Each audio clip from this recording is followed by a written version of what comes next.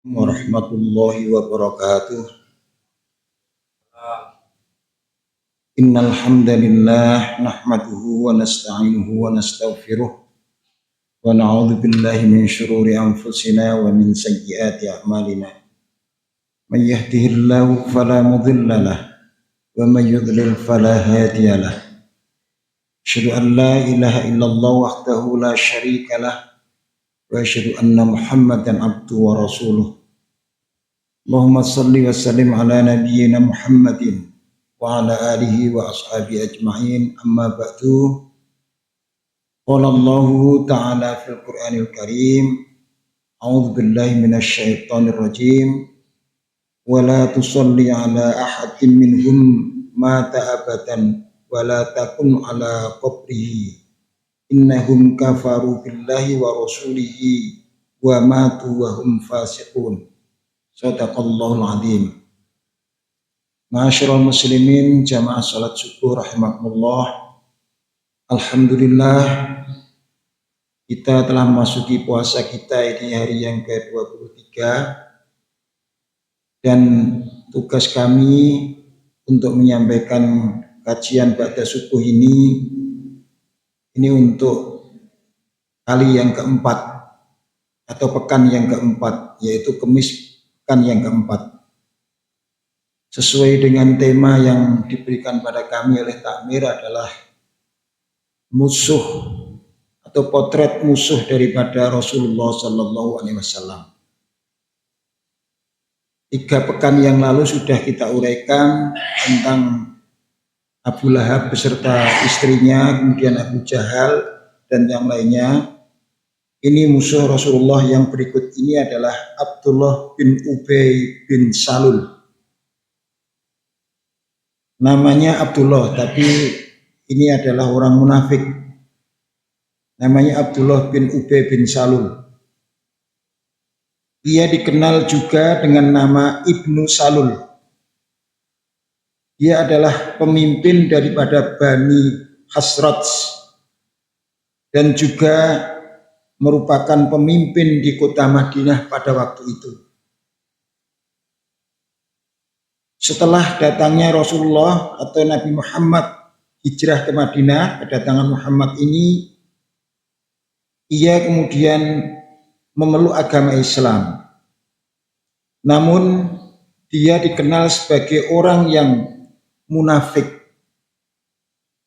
Munafik itu antara kata, ucapan, dan hatinya tidak sama, atau perilakunya tidak sama. Sering menantang dan mengolok-olok ajaran Islam dan kepemimpinan Rasulullah Muhammad SAW. Sering istilah bahasa Jawa itu digembosi atau difitnah dan sebagainya. Bahkan dalam perang Uhud yang namanya Abdullah bin Ubay ini, ia membelot dengan membawa 300 pasukan Islam atau pasukan dari Rasulullah yang mestinya jumlahnya 1000, yang 300 mengikuti dia. Sehingga pada perang Uhud itu umat Islam mengalami kekalahan. Jadi orang ini lisannya kerap menyakiti Rasulullah.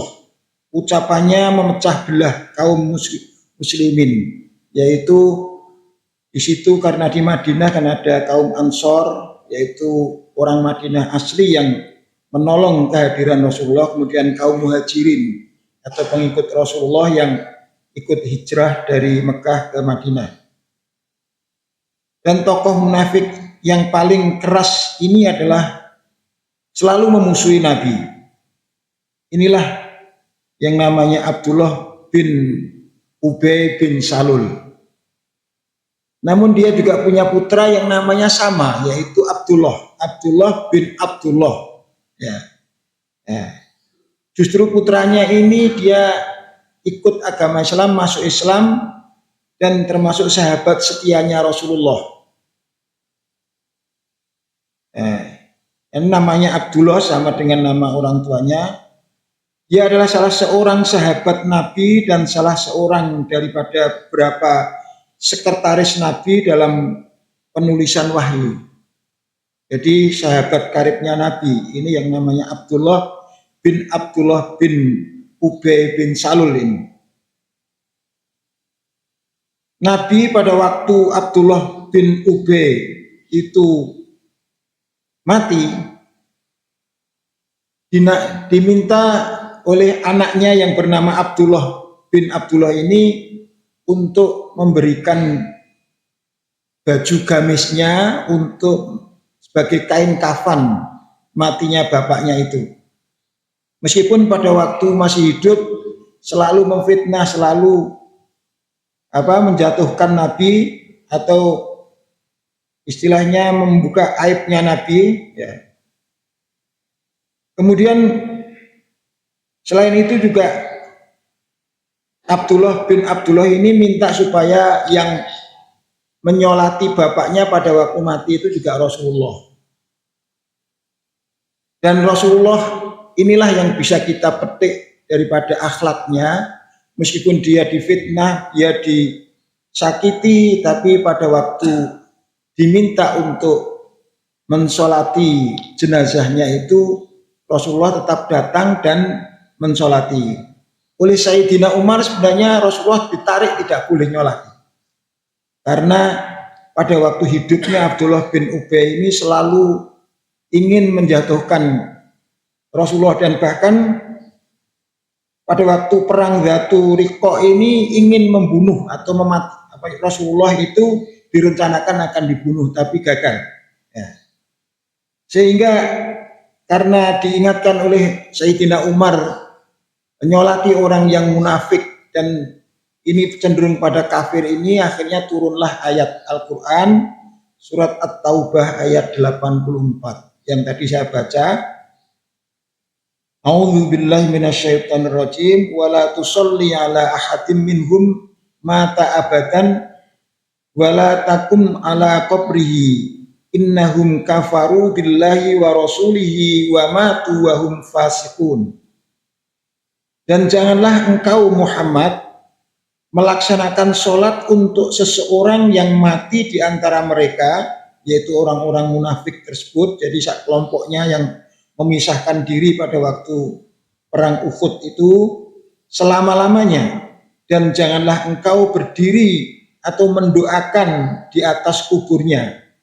Sesungguhnya mereka itu ingkar kepada Allah dan Rasulnya dan mereka mati dalam keadaan fasik, rusak imannya. Inilah Abdullah bin Ubay. Jadi dia begitu dengkinya dan membenci Nabi. Ini apa sebabnya? Setelah diselidiki bahwa karena sebelum datangnya Rasulullah, dia ini adalah dilulukan akan diangkat sebagai pemimpin atau rajanya orang Madinah. Sehingga dengan kedatangan Rasulullah, orang-orang Ansor itu ikut Rasulullah, kemudian dia ketenarannya itu mengalami pemudaran atau mengalami surut sehingga tidak jadi menjadi pemimpin di Madinah. Dan dianggap bahwa Rasulullah itu adalah sebagai penghalang dari dirinya sebagai penguasa atau tokoh atau yang memimpin Madinah. Dan bahkan dia tidak hanya memfitnah dan menuduh Nabi saja, tapi juga dia ini menuduh Aisyah, Siti Aisyah istri Nabi itu selingkuh dengan sahabatnya yang namanya Sofwan. Yang akhirnya turun pula surat An-Nur ayat 11 ini menyatakan A'udzu billahi minasyaitonir rajim. Innal ladzina ja'u bil ifki usbatum minkum la tahsabuhu syarrul lakum bal huwa khairul lakum. Likulli imri'in minhum maktasaba minal ismi walladzi tawalla kibrahu minhum lahu adzabun adzim. Sesungguhnya orang-orang yang membawa berita bohong itu adalah dari golongan kamu juga. Itu golongan orang-orang munafik yang nampaknya ikut Nabi. Janganlah kamu mengira berita itu buruk bagi kamu, bahkan itu baik bagi kamu. setiap orang dari mereka akan mendapat balasan dari Allah atau balasan dosa yang diperbuatnya, dan barang siapa di antara mereka itu yang mengambil bagian terbesar dari dosa yang diperbuatnya itu, yaitu memfitnah tadi, dia akan mendapat azab yang besar pula.